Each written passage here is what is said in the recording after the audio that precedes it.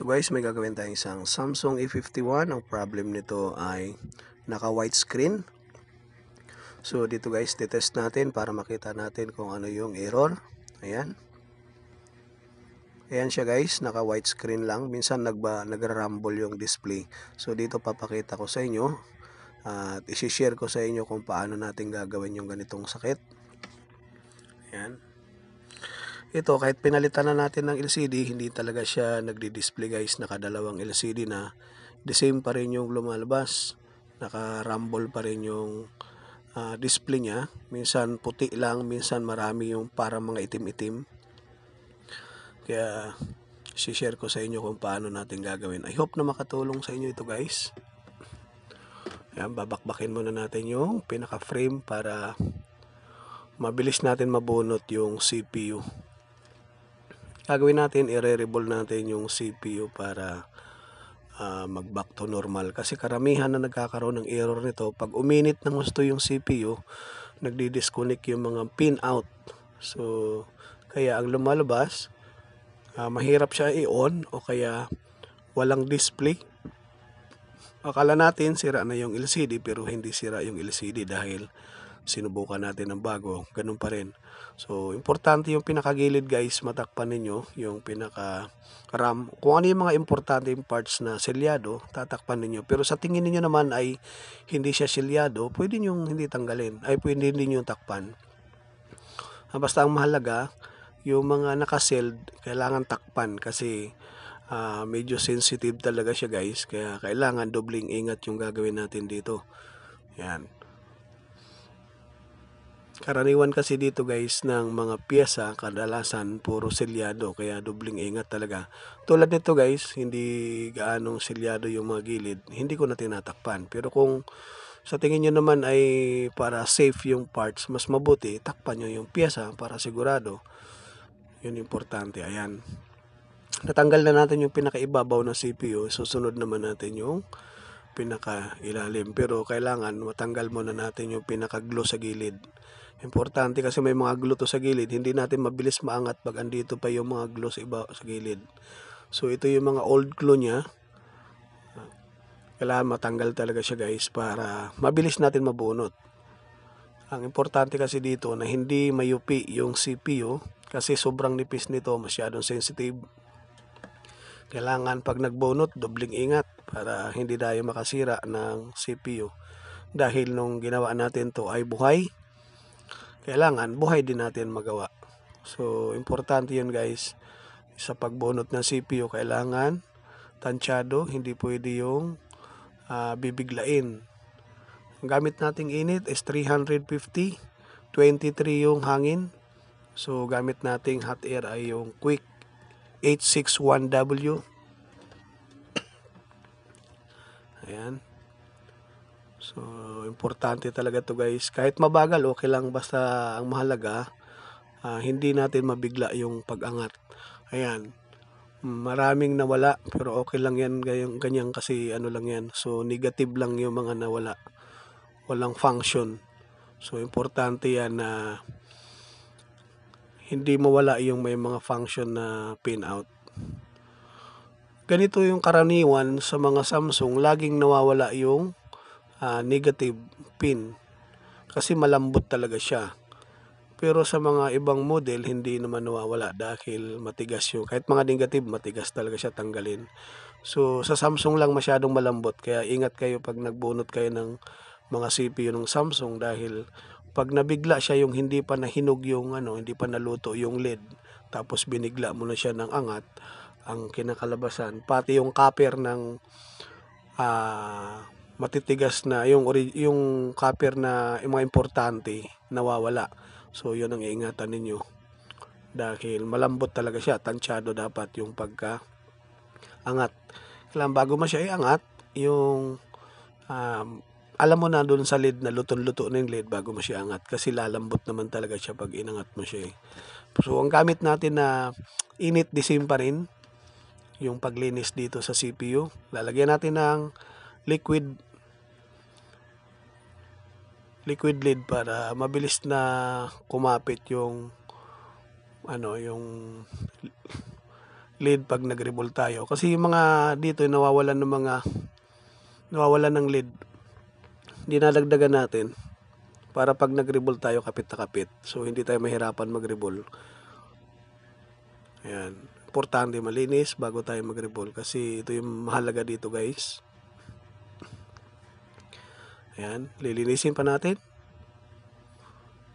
Mas madali linisin tong ganito kasi nalulusaw siya sa panglinis. Yung glue na transparent, nalulusaw siya sa panglinis. Sa Samsung lang naman yan. Pero sa ibang model, yung kulay itim na glue, mahirap tanggalin. So sa Samsung, mas madali siyang tanggalin dahil malambot lang siya. Nga lang, malambot din yung PCB board, kaya dobling ingat tayo. Yan.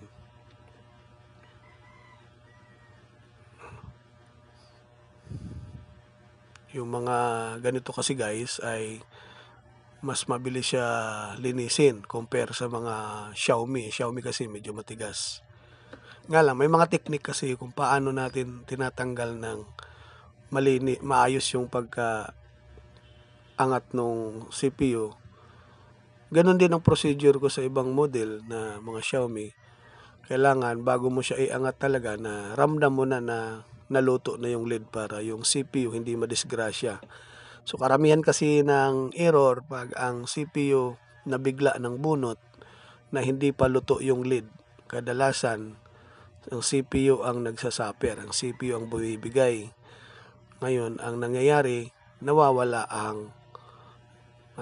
yung power. Mamatay lalo. So, ang ginagawa natin dito, tansyado lahat. So, para hindi ma-damage yung pinaka CPU. Yun ang pinaka-importante natin na procedure na ginagawa. Yung paglilinis at papantayin natin yung mga lid. Yan, lilinisin muna natin. Saka natin lagyan mamaya ng pang-revolve. Yan. Malinis na siya. Ayan, pwede na tayo mag-revolve dito guys.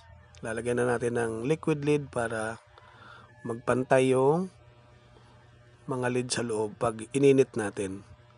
Manipis lang ilalagay natin dito para pag nagpatong tayo sa kabila, pag nag-revolve tayo sa isang CPU, madali lang natin maipatong. So, importante itong parang may palaman na siya. Lalagyan natin ng kaunting palaman.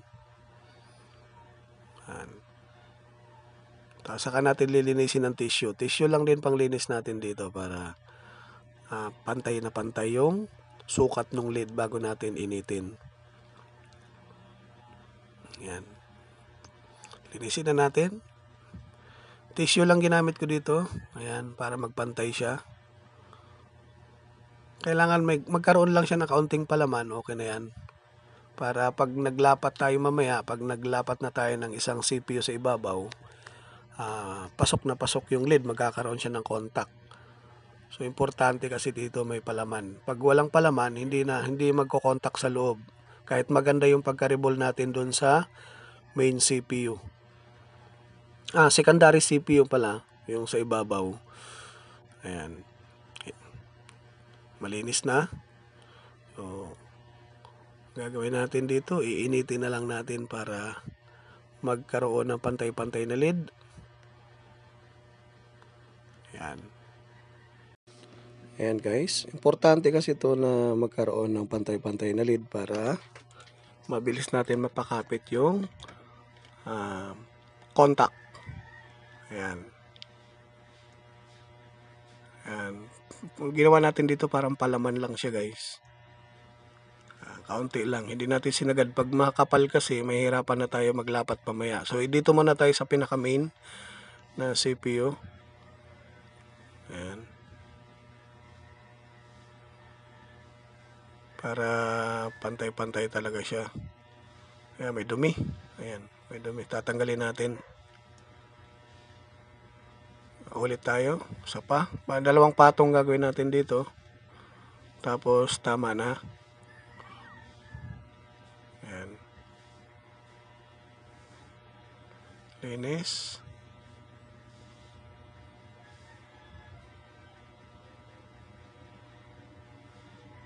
Ayan. Dalawang patong lang para siguradong kapit na kapit. Kasi pag makapal, doon tayo nahihirapan pag makapal. Mahirap i-connect, mahirap idikit. Matagal bago siya mapakapit. So, kailangan dalawang patong lang para mabilis siya kumapit sa board. Ayan.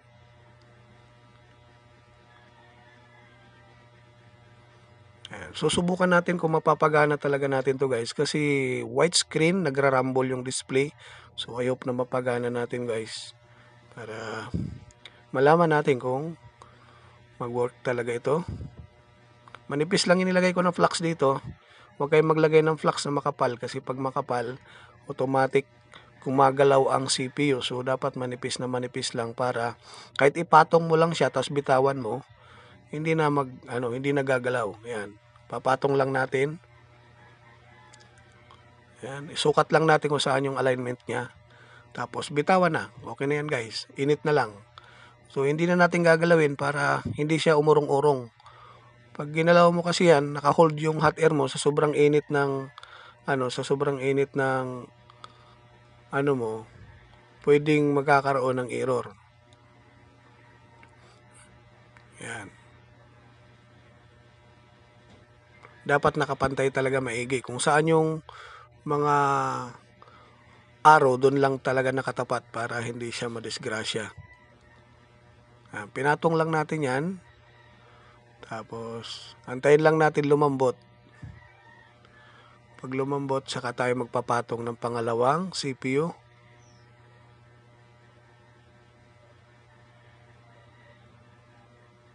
Ayan, lumambot na siya.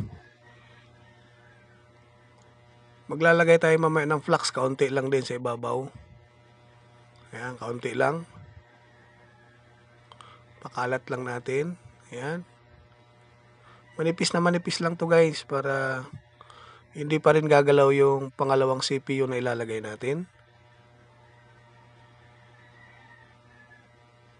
Ayan.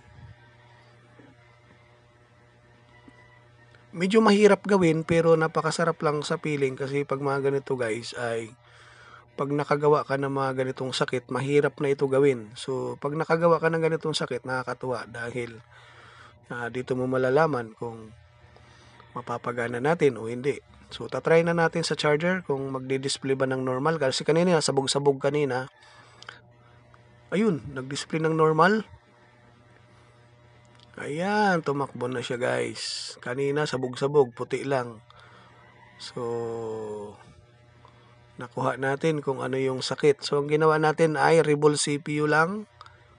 Wala tayong pinalitan dito, kundi na-reball lang natin yung mga CPU niya.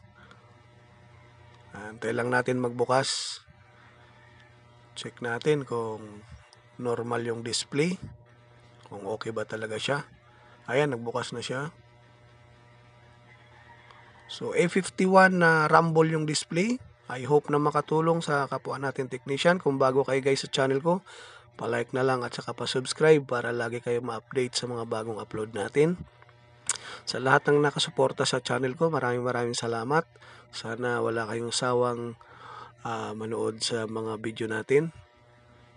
Ayan na guys, nag-display na. Ayan yung may-ari. So, I hope na makatulong sa inyo guys. See you in the next video ulit. Maraming salamat.